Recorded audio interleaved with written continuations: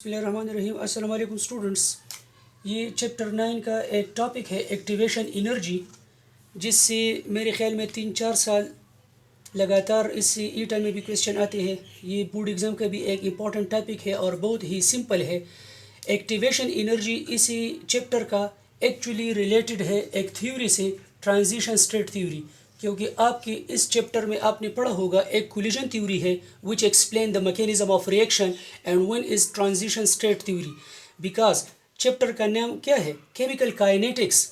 सो kinetics में हम actually क्या क्या एक्सप्लेन करते हैं, the rate of reaction, the factors which affect the rate of reaction, and the mechanism of reaction, how the reactant change to product, what is the path followed by the reactant to form product। तो इस mechanism को explain करने के लिए आपके इस chapter में दो थ्योरीज है, one is transition state theory and one is collision theory.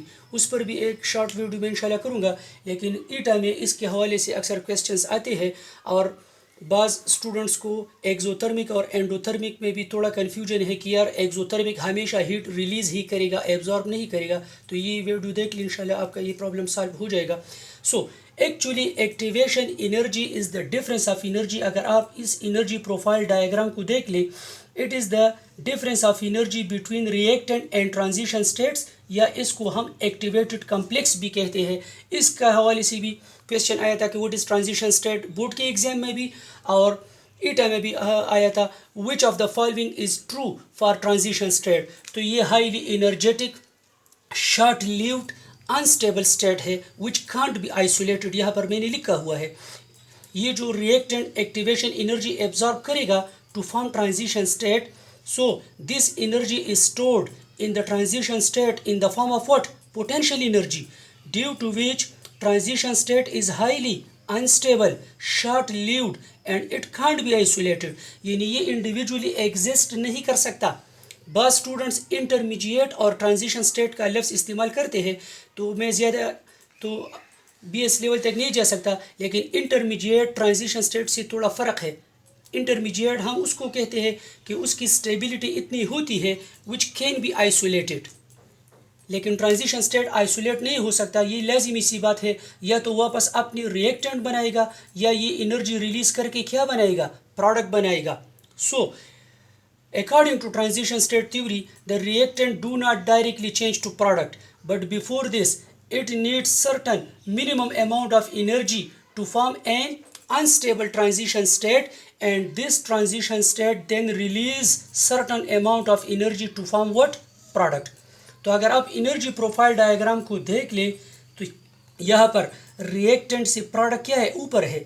यानी जब रिएक्टेंट ट्रांजिशन स्टेट बनाता है तो इतनी एनर्जी एब्जॉर्ब करेगा, और जब ट्रांजिशन स्टेट से प्रोडक्ट बनते हैं तो यहाँ पर इतनी एनर्जी क्या हुई है, रिलीज हुई है। It means both gain and loss of energy has been occurred when the reactant change to this product. तो यहाँ पर अगर हम देख लें, the energy absorb is greater than the energy release, so obviously net heat of reaction क्या आएगा, positive आएगा, क्योंकि ये प्रोडक्ट है, रिएक्टेंट यहाँ पर है। तो ये रिएक्टेंट और प्रोडक्ट के दरमियान क्या है, फ़र्क है। It means product are more energetic than the reactant for which reaction, for endothermic reaction. So ईटा में हम ये भी कह सकते हैं कि product of dash reaction are more energetic or less stable for which reaction, for endothermic, क्योंकि यहाँ पर एक्टिवेशन एनर्जी ज़्यादा है एंडोथर्मिक रिएक्शंस की, तो प्रोडक्ट एनर्जेटिक बनेंगे। प्रोडक्ट एनर्जेटिक मीन्स इसमें एनर्जी ज़्यादा है, क्योंकि रिएक्टेंट यहाँ पर लोअर है in the energy profile diagram और प्रोडक्ट ऊपर है। So actually this is the difference between product and the reactant which has been produced in the form of positive value and due to which the reaction is said to be endothermic। now अगर हम exothermic के side पे जाएं तो this is the energy profile diagram which explain why certain reactions are exothermic। तो अगर ये reactant है, reactant जब transition state बनाता है तो यहाँ पर भी activation energy absorb हुई है, because it is the minimum energy to start a chemical reaction, it is needed. अगर एक्टिवेशन एनर्जी नहीं है तो न तो एक्सोथर्मिक रिएक्शन प्रोसीड करेगा न एंडोथर्मिक। अच्छा, ट्रांजिशन स्टेट से फिर क्या बनेगा, प्रोडक्ट। तो यहाँ पर ये एनर्जी रिलीज हुई है from transition state to form this product. तो अगर आप यहाँ पर देख ले तो the activation energy which has been absorb is less than the energy which has been released. Release of energy ज़्यादा है, और अगर आप यहाँ पर देख ले तो प्रोडक्ट नीचे है और रिएक्टेंट ऊपर है। So product are less energetic than reactant, product are more stable than the reactant. For which reaction? For exothermic reactions. So simply we can say that in exothermic the loss of energy is more than activation energy, and here the loss of energy is less than the activation energy. So simply ये reaction हमारे साथ क्या आएगा?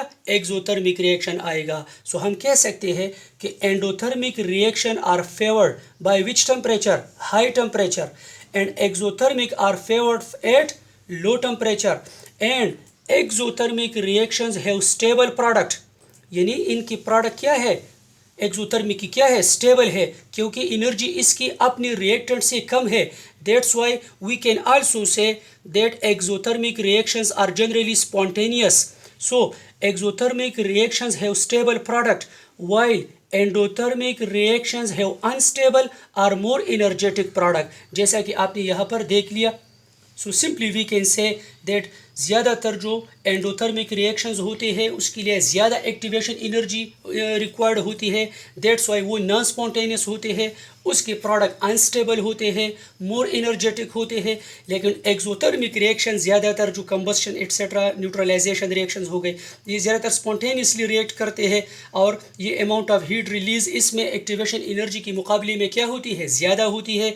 That's why the product of exothermic are more stable than endothermic. और 2018 में भी आया था कि अगर एक्टिवेशन एनर्जी ज़्यादा है तो रेट ऑफ रिएक्शन क्या होगा? ऑब्वियसली बात है यार, अगर एक्टिवेशन एनर्जी ज़्यादा है तो रेट ऑफ रिएक्शन क्या होगा? स्लो होगा। या अगर एक्टिवेशन एनर्जी ज़्यादा है तो रिएक्शन प्रोसीड करेगा by the loss of energy, by the gain of energy, none of this. 2018 का क्वेश्चन था। तो अगर एक्टिवेशन एनर्जी ज़्यादा है तो रिएक्शन प्रोसीड करेगा by the gain of energy. इसी तरह which of the following statement is true about transition state, सारा मैंने यहाँ पर लिखा हुआ है। तो ये आपका बोर्ड एज वेल एज ईटा जो दूसरे कॉम्पिटिटिव एग्जाम्स है इंशाल्लाह उसकी प्रॉब्लम सॉल्व करेगा। बुक में भी आप देख लें और ये भी आपको थोड़ा सा हेल्प देगा इंशाल्लाह। थैंक यू, अस्सलाम वालेकुम।